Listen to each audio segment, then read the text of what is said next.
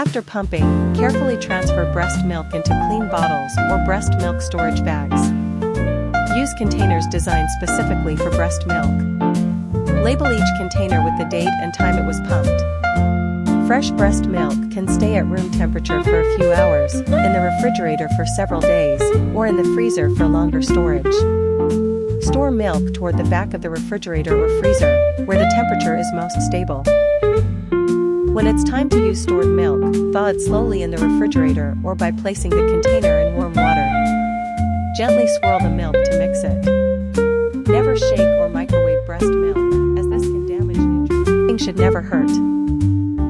Most pumping sessions last between 15 and 20 minutes.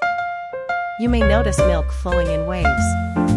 Toward the end of the session, milk flow may slow.